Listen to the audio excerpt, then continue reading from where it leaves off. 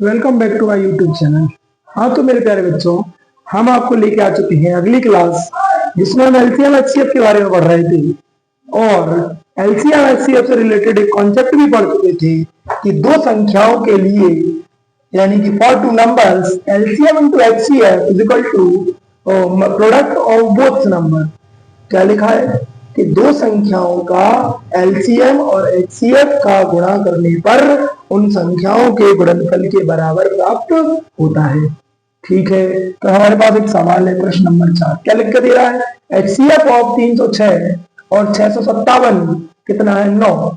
यानी कि दो संख्याएं हमारे पास है, क्या लिखेंगे हम, दिया है, यानी कि गिवन एक नंबर पहला है 306, दूसरा नंबर है 656 और उनका एचसीएफ जो है वो 9 है।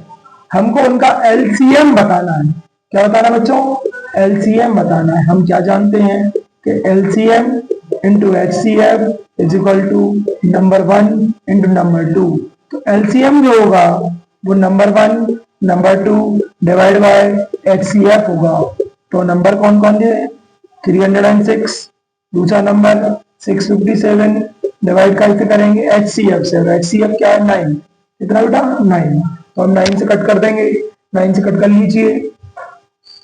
हाँ जी, 9 1 9 और 9 3 27, अच्छा 3 36, 9 4 36, कितना बचा 34 इंटू 657। हम इन दोनों का प्रोडक्ट करेंगे और हमें एलसीएम मिल जाएगा। जी निकालते हैं, मल्टी प्रोडक्ट करिए, 657 इंटू 34 4 से, हाँ जी करिए, 4 7 में 28, 4 5 में 20 और 2 22, कैरी 2, 4 6 में 24 और 2 26, 3 7 में 21, कैरी 2, 3 5 में 15 और 2 17, कैरी 1, 3 6 में 18 और 1 19, 8 3 6 और 7 13, कैरी 1, 10 और 2 12, कैरी 1 और 2, कितना आ गया 2 2 3 3 8। यह इन दोनों की संख्याओं के बीच का क्या है, एलसीएम है।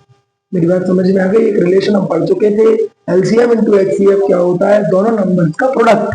हमारे पास लिख कर दिया था कि दो नंबर हैं 306 और 657, दोनों का एचसीएफ जो है वो 9 है। हमको उन दोनों का एलसीएम बताना था, इसलिए हमने नंबर 1 लिया 306, दूसरा नंबर लिया 657, दोनों का एचसीएफ है 9। हमको एलसीएम निकालना है। हमारे पास फॉर्मूला है LCM into HCF is equal to number 1 into number 2। तो एलसीएम आया, एचसीएफ डिवाइड में चला गया, दोनों नंबर लिखे, डिवाइड में क्या लिख दिया 9, 9 से कट कर दिया भैया, 9 9 दिया 27, बच गए 3, 36 हो गए, 9 चौका 36। तो 34 का गुणा हमें 657 में करना है और गुणा करने पर आ गया 22,338। तो यह इन दोनों के बीच का एलसीएम आ गया। ठीक है मेरे प्यारे बच्चों, अब हम अगले कॉन्सेप्ट के एक सवाल को करते हैं, सुनिए।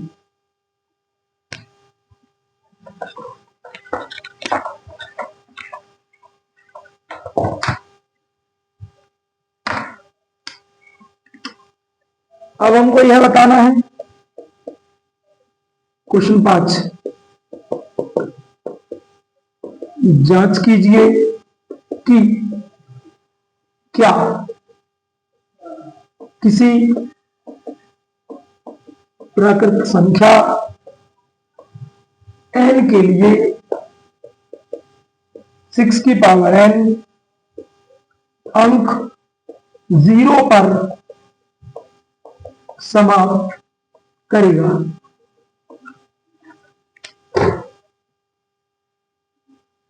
हाँ तो इंग्लिश में फाइंड या वेरीफाई या चेक। चेक 6 की power n ends with digit 0 for n and for natural number, for n natural number n। हमको यह बताना है कि 6 की पावर n, यानी कि इस n की जगह पे हम कोई भी प्राकृतिक संख्या नेचुरल नंबर रखते हैं। फॉर एग्जाम्पल हम समझे कि 6 की पावर यदि हम 1 कर दें तो 6 की पावर 1 कितना आएगा 6। हम 6 की पावर 2 रख दें तो कितना आएगा 36। ऐसे 6 की पावर 3 रख दें तो क्या आएगा, 6 इंटू 6 इंटू 6 216। तो हमको ये बताना है कि 6 की पावर n ऐसे कौन से नेचुरल नंबर के लिए या किसी नेचुरल नंबर के लिए यह 0 पर एंड करेगा। जैसे ये एंड काय पे कर रहा है 6 पर, ये काय पे एंड कर रहा है 6 पर, ये काय पे एंड कर रहा है 6 पर, तो हमको ये बताना है क्या यह 0 पर एंड करेगा। ठीक है, तो हम बहुत अच्छे से जानते हैं, वी नो दैट, हम जानते हैं कि 0 पे कब एंड करता है, जब आखिर में क्या होना चाहिए, 0, यानी इकाई के स्थान पर क्या होना चाहिए, 0 होना चाहिए, यूनिट प्लेस पर 0 होना चाहिए। और 0 कब आ सकता है, जब 2 5 या 10, 10 मतलब लास्ट टाइम क्या बने 0। तो मतलब हमारा किसी भी नंबर, किसी भी संख्या के फैक्टर में 2 और 5 का पेयर होता है, 2 इंटू 5 होता है, तो हम कह सकते हैं कि उसके लास्ट में 2 5 या क्या 10 यानी कि 0 आ सकता है। तो हमको यह चेक करना होगा कि उस नंबर की पावर में n, जैसे 6 है, 6 की पावर n 0 पर एंड करे तो 6 के फैक्टर करने पर 2 इंटू 5 का पेयर होना चाहिए। तो हम कह पाएंगे कि वह 0 पर एंड कर सकता है, और यदि वो 2 इंटू 5 का पेयर नहीं है तो वह 0 पर एंड नहीं कर सकता है, क्योंकि 6 की पावर n को क्या लिखते हैं, 2 इंटू 3। और 0 पर एंड करने के लिए क्या जरूरी है, और 0 पर समाप्त करने के लिए 2 इंटू 5 का युग्म या पेयर जरूरी है, जो कि यहां नहीं है, जो कि यहां नहीं है। अतः 6 की पावर n 0 पर समाप्त नहीं होगा। जैसे हमने एग्जाम्पल में चेक किया, 6 की पावर 1 6 आया, 6 की पावर 2 36 आया, 6 की पावर 3 216 आया। इसका मतलब 6 की पावर कुछ भी करते चलेंगे हम, धीरे धीरे करके नेचुरल नंबर के रूप में बढ़ाते चलेंगे। क्या है, 0 पर एंड हो सकता है, तो यह कभी भी 6 की पावर n 0 पर एंड नहीं हो सकता, क्योंकि इसके पेयर निकालने पर, इसके फैक्टर निकालने पर 2 इंटू 5 नहीं आएगा, क्योंकि 2 इंटू 5 मतलब 2 पंजे 10, 10 मतलब इकाई के स्थान पर 0, तभी तो एंड कर सकता है वो, कि क्या उस पर क्या है 0, 2 इंटू 5, 2 गुणा 5 का पेयर आए, तभी हम कह सकते हैं कि वह काय पर एंड कर सकता है, 0 पर एंड कर सकता है। एक और एग्जाम्पल हम देखते हैं, क्या समझ में आ गया, एक और बता दें, पढ़िए।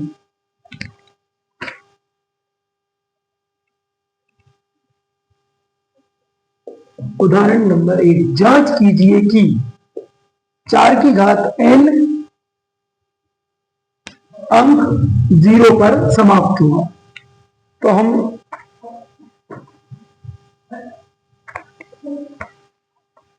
क्या बता पाएंगे,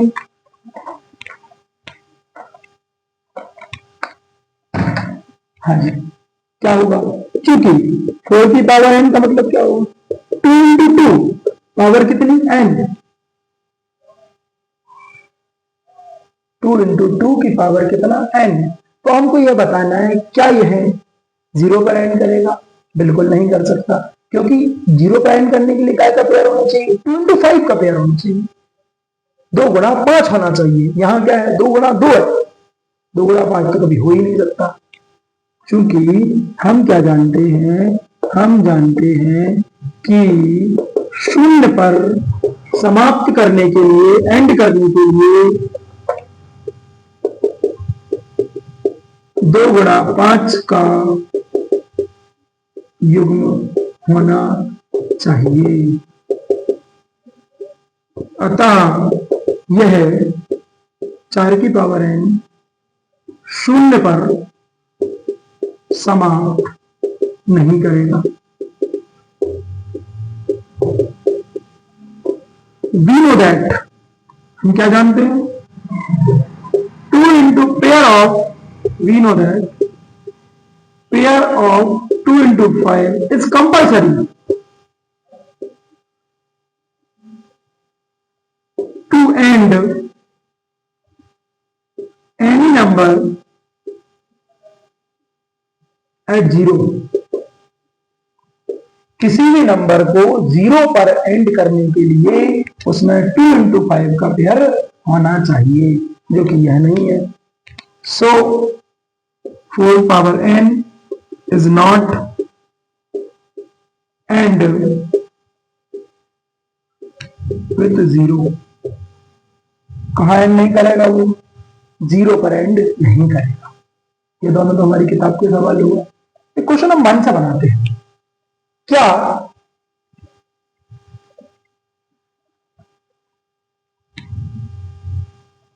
20 की पावर n 0 पर समाप्त करेगा? हमको यह चेक करना है। एक क्वेश्चन हम मन से लगाते हैं। क्या 20 की पावर n 0 पर समाप्त करेगा? हम बताते हैं क्या करेंगे। 20 की पावर क्या है n, तो 20 को तोड़ा हमने 2 into 2 into 5, तो इसमें 2 into 5 का पेयर है। 20 को क्या तोड़ा, 2 गुणा 5 की पावर n, इसमें 2 गुणा 5 का पेयर है। इसका मतलब ये किसी ना किसी नेचुरल नंबर के लिए 0 पर एंड कर जाएगा। यहां 2 into 5 का युग्म है, तब यह 0 पर समाप्त करेगा। एग्जाम्पल में चेक कर लो, उदाहरण। यदि हमने n की वैल्यू क्या ले 1, तो 20 की घात कितनी 1, ये लीजिए। यह काय पे समाप्त हो रहा है 0 पर। मान लो हम n की जगह क्या ले लेते 2, तो 20 की घात 2 यानी कि क्या हो जाता 20 गुणा 20, कितना होगा 400। क्या है 0 पर एंड कर रहा है? जी हाँ। यदि किसी भी नंबर के फैक्टर में गुणनखंड करने पर 2 into 5 का पेयर आ जाता है, तो वह नंबर 0 पर एंड कर सकता है। ठीक है मेरे प्यारे बच्चों, दोनों आपको एप्लीकेशन समझ में आ गए हैं। एक और इसका एप्लीकेशन है, हम यहाँ पर यूज करने वाले हैं। एक आखिरी क्वेश्चन में बचा हुआ हमारी 1.1 एक्सरसाइज का, उसी के साथ एक्सरसाइज खत्म हो जाएगी। आखिरी क्वेश्चन लिखते हैं मेरे प्यारे बच्चों, 2 मिनट के लिए।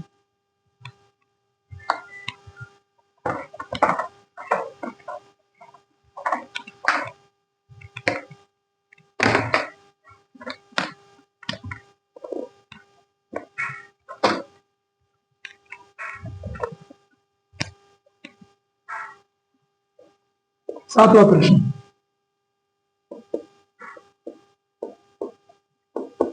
किसी खेल के मैदान के चारों ओर एक वृत्ताकार पथ है। इस मैदान का एक चक्कर लगाने में सोनिया को 18 मिनट लगते हैं तथा रवि को 12 मिनट लगते हैं। यदि वे एक साथ एक ही समय प्रारंभ करें, तब वे पुनः कितने समय बाद मिलेंगे। जैसे मान लीजिए कोई एक ट्रैक है, क्या है, इन सर्कुलर ट्रैक, कोई सर्कुलर गोल गोल ट्रैक है। जैसे कि दौड़ के लिए अमूमन गोल गोल ट्रैक बनाए जाते हैं, ऐसे गोल गोल ट्रैक है। ठीक, मान लीजिए वो यहां से दौड़ना चालू करते हैं। कौन? सोनिया ने इधर की ओर दौड़ना चालू किया, रवि ने यहां। जो सोनिया है वो 18 मिनट में राउंड पूरा कर लेती है, और जो रवि है वह 12 मिनट में। Sonia takes 18 minute and Ravi takes 12 minute. Sonia कितने मिनट लेती है? 18 मिनट लेती है। और रवि कितने मिनट लेता है? 12 मिनट लेता है। ठीक है मेरे प्यारे बच्चों, तो हमको यह बताना है कि वे कब लौटकर वापस एक ही समय के बाद आ जाएंगे। तो हम सबसे पहले उनके गुणनखंड निकालते हैं। ठीक, 12, 2 6 12, 2 3 6 और 3 एकम 3, और 18 का 2 9 18, 3 3 का 9, यानी कि 12 को हम लिखेंगे 2 की पावर 2 और 3, और 18 को लिखेंगे हम 2 इंटू 3 की पावर 2। ये हमने निकाल लिया। अब हमको इनका एलसीएम निकालना है। क्या निकालना है? एलसीएम। ऐसा क्यों? क्योंकि वह 12 मिनट में सोनिया एक चक्कर लगा रही है और 18 मिनट में रवि एक चक्कर लगा रहा है। तो सॉरी, सोनिया जो है वो 18 मिनट में चक्कर लगा रही है और रवि जो है वो 12 मिनट में चक्कर लगा रहा है। तो वह कुछ अगले मिनट के बाद आएंगे आपस में मिलने के लिए, तो उनका हम क्या निकाल लेंगे? एलसीएम। क्या निकाल लेंगे मेरे बच्चों? एलसीएम। तो एलसीएम क्या होता है? एलसीएम मतलब कॉमन में बड़ी वाली घात है। कॉमन 2 है, उसमें बड़ी घात 2। कॉमन 3 है, उसमें बड़ी घात 3 की घात 2, 2 की घात 2 मतलब 4 और 3 की घात 2, 36। वह 36 मिनट के पश्चात वापस मिल जाएंगे। 36 मिनट के बाद कैसे वापस मिल जाएंगे? क्योंकि जो सोनिया है, सोनिया के चक्कर कितने लग जाएंगे? 36 में हम काय से डिवाइड कर रहे हैं? 18। सोनिया कितने चक्कर लगा देगी? 2। और रवि जो है कितने चक्कर लगा देगा? 36 में काय से डिवाइड कर दिया? 12। मतलब जो सोनिया ने प्रारंभ किया वह 18 मिनट लेगी, रवि ने प्रारंभ किया वह 12 मिनट लेगा। जब सोनिया अपने दो चक्कर लगा पाएगी, सोनिया कितने चक्कर लगा पाएगी? 2। 18 मिनट का एक चक्कर, 18 मिनट का दूसरा चक्कर, 36 मिनट हो जाएंगे। और रवि के जब तक 3 चक्कर हो जाएंगे, 12 मिनट का एक, 12 मिनट का 2 और 12 मिनट का 3, ऐसे 3 चक्कर लगा देगा रवि और 2 चक्कर लगाएगी सोनिया। उसके 36 मिनट होंगे, इसके 36 मिनट होंगे और वे पुनः एक स्टार्टिंग पॉइंट पर आ जाएंगे। इतनी बात समझ में आ गई? तो हमको यही बताना है कि वे कितने समय बाद मिलेंगे। यही बोल रहा है इंग्लिश में भी, यही in a circular path in a playground. क्या हो रहा है? Sonia takes 18 minute and Ravi takes 12 minute. ठीक है, हमको यह बताना है कि how many time after they meet each other, वो एक दूसरे को मिलेंगे। कब मिलेंगे? 36 मिनट के बाद वे एक दूसरे को मिलने वाले हैं। ठीक है प्यारे बच्चों, एक आखिरी क्वेश्चन और बचा हुआ है, हम उसको और करते हैं।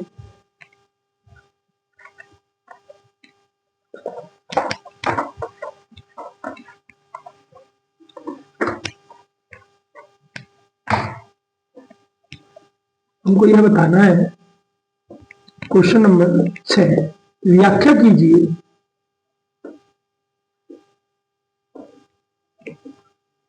7 गुणा 11 गुणा 13 प्लस 13।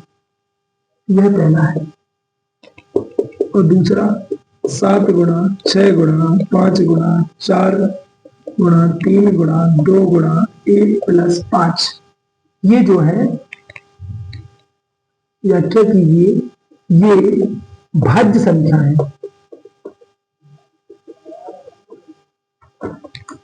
हमको ये बताना है ये भाज्य संख्या है। क्या बताना है? कि ये भाज्य संख्या है, मतलब ये बताना है कि ये कंपोजिट है। कंपोजिट बताना है। कंपोजिट मतलब ऐसी संख्या है जिनके 2 से ज्यादा फैक्टर हो जाए, उनको हम क्या बोलते हैं? कंपोजिट। तो इसको करने के लिए हम इसमें से और इसमें से क्या कॉमन निकालिए? 13। क्या बचा? 7 इंटू 11 और इधर से क्या बचा? 1। 13। 77 प्लस 1 कितना हो गया? 78। इतनी बात समझ में आ गई? और कट कर दीजिए 78 को, 2 से कट कर दीजिए, 2 3 या 6, 2 9 या 18, 3 से 3 1 या 3, 3 3 या 9 और 13 या 13, यानी 2 इंटू 3 इंटू 13। तो इसके कितने फैक्टर हो गए? 2 से ज्यादा गुणनखंड। क्या बोलेंगे? 2 इंटू 3 इंटू 13 का स्क्वायर इसके दो से ज्यादा अभाज्य गुणनखंड है, अतः यह भाज्य संख्या क्या बोलेंगे, more than two factor, more than two prime factor. So it is composite. Composite कब बोलते हैं, कंपोजिट तब बोलते हैं जब ऐसी संख्या जिसके दो से ज्यादा होते हैं, इसका दो है, तीन है और एक तैयार है, तैयार दो है, तो इसके कितने फैक्टर हो गए, दो से ज्यादा फैक्टर हो गए। इसका मतलब यह कौन सी संख्या हो गई, भाज्य संख्या हो गई।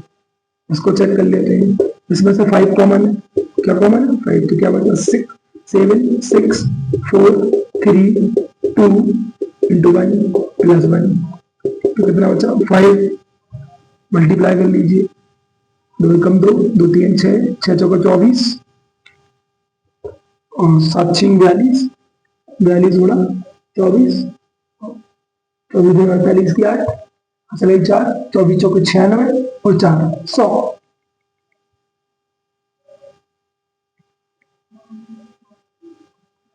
ठीक, तो कितना आया 1008 प्लस 1, 5 गुणा 1009, तो 5 गुणा 1009, सॉरी 5 गुणा 1009, तो इसके कितने फैक्टर है, इसके दो फैक्टर है, तो क्या ये भाज्य संख्या है, नहीं क्या ये भाज्य संख्या है, यस, इसको अपन ने दो फैक्टर बना लिए। ठीक है मेरे प्यारे बच्चों, इतनी बात समझ में आ गई है। ठीक, तो अपन पहली प्रश्नावली आपको समझ में आ ही चुकी होगी। तो एलसीएम एचसीएफ के बारे में हमने यहाँ पढ़ लिया है। मुख्य रूप से यहाँ सबसे इंपॉर्टेंट चीज क्या थी, एलसीएम निकालना और एचसीएफ निकालना। एलसीएम निकालना हमने पिछली कक्षा में पढ़ा है, हमको उन संख्याओं के अभाज्य गुणनखंड प्राइम फैक्टर करना है और उनमें कॉमन में बड़ी वाली घातें और बची हुई गुणनखंड लिखना है। और एचसीएफ के लिए हमको उनके अभाज्य गुणनखंड करना है और कॉमन में छोटी वाली घातें निकालना है। ठीक है मेरे प्यारे बच्चों, इसी के साथ 1.1 की पहली एक्सरसाइज हमारी समाप्त होती है। हम मिलते हैं शीघ्र दूसरी एक्सरसाइज के 1.2 को पढ़ने में, जिसमें हम अपरिमेय संख्या के बारे में पढ़ने वाले हैं। ठीक, धन्यवाद।